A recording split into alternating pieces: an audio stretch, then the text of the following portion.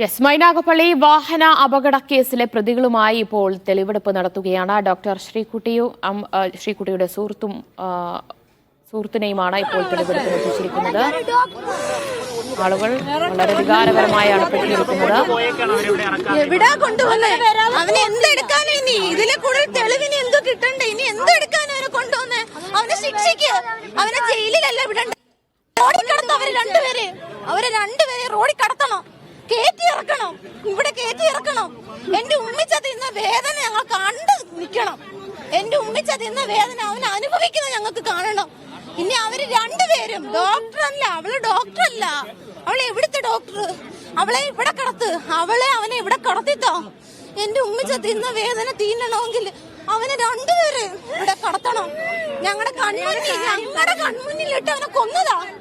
രണ്ടുപേരെയും കൊന്നതാ. ഞങ്ങൾക്ക് സമാധാനം കിട്ടണോ? ഞങ്ങൾക്ക് കിട്ടത്തില്ല. ഞാൻ ഇവിടെ എന്തിനാ അവനെ കൊണ്ടുവന്നേ? എന്ത് കാര്യത്തിനാ അവനെ കൊണ്ടുവന്നേ? ഞങ്ങൾക്കില്ല.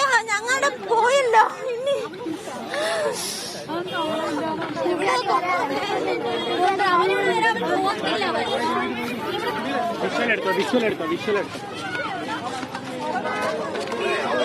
മൈനാഗപ്പള്ളിയിൽ സ്കൂട്ടർ യാത്രക്കാരിയെ കാറിടിച്ച് കൊലപ്പെടുത്തിയ കേസിലാണ് ഇപ്പോൾ പ്രതികളുമായി തെളിവെടുപ്പിനെത്തിച്ചത്. പക്ഷേ തെളിവെടുപ്പിനിടെ രോഷാകുലരായാണ് നാട്ടുകാരുടെ പ്രതികരണം ഉണ്ടായിരിക്കുന്നത്. ഡോക്ടർ ശ്രീകുട്ടി, സുഹൃത്ത് അജ്മൽ എന്നിവരെയാണ് തെളിവെടുപ്പിനെത്തിച്ചത്. പക്ഷേ തെളിവെടുപ്പിനിടെ വളരെ രോഷാകുലരായി വികാരഭരിതരായാണ് നാട്ടുകാർ അവിടെ പ്രതികരിച്ചത്.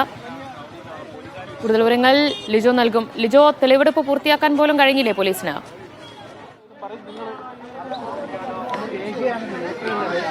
ഇപ്പോൾ ഈ പ്രതികളുമായി, അതായത് ഇന്ന് പോലീസിന്റെ കസ്റ്റഡിയിലേക്ക് നൽകിയ പ്രതികളുമായി ഈ ആനൂർക്കാവിൽ തെളിവെടുപ്പ് നടത്താൻ എത്തിയതായിരുന്നു. പക്ഷെ വലിയ രീതിയിലുള്ള ഒരു ജനരോക്ഷം അല്ലെങ്കിൽ വലിയ രീതിയിലുള്ള ഒരു ജനക്കൂട്ടമായിരുന്നു ഇവിടെ ഒരുമിച്ച് കൂടിയിരുന്നത്. അതുകൊണ്ട് തന്നെ പോലീസ് ആദ്യഘട്ടത്തിൽ അവരെ വാഹനത്തിൽ നിന്ന് ഇറക്കാൻ ശ്രമിച്ചുവെങ്കിലും പിന്നീട് അത് കഴിയാതെ വരികയായിരുന്നു. കാര്യം അത്രത്തോളം നമ്മൾ ഈ സ്ഥലത്ത് അവരുടെ മക്കൾ ഉൾപ്പെടെയുള്ളവരാണ് ഈ സംസാരിക്കുന്നത്.